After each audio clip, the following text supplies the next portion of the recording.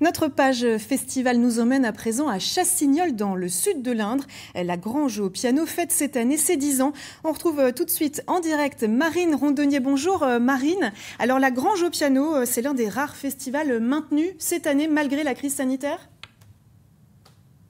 Oui, bonjour. En effet, la Grange au piano a dû s'adapter avec la crise sanitaire, mais il n'était pas question pour son directeur de l'annuler. Cyril Huvet a créé ce festival en 2011, juste après sa victoire de la musique.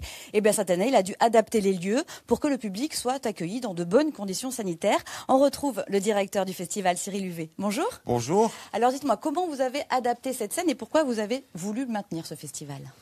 J'ai voulu le maintenir d'abord parce que je suis musicien, alors je pensais aux musiciens qui avaient prévu de venir jouer, et puis aussi, surtout, d'abord au public, parce que je pense que dans ces temps de crise sanitaire, la musique c'est d'autant plus important pour se retrouver et pour partager une émotion qui nous soutient en fait moralement et sur tous les plans. Je pense que c'est très très important d'avoir le lien du spectacle vivant et de la musique vivante. C'est pas la même chose que de regarder un groupe sur Internet.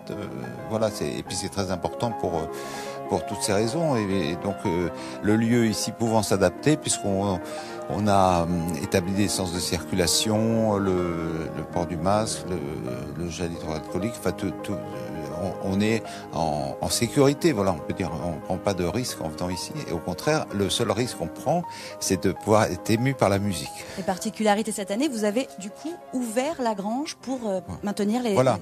Alors ça c'était, je l'ai pas fait spécial que pour l'occasion, mais en fait c'était une idée que j'avais depuis longtemps, et c'est un effet positif de la crise. Et on l'a fait d'ailleurs très très vite avec les artisans du Berry, formidables, des maçons extraordinaires là qui ont ouvert cette porte, vous voyez, de 3,45 m sur 3,45 m, qui n'existait pas il y a le 4 juin. Voilà. Donc ça a été terminé le 17 juillet, la veille du premier concert.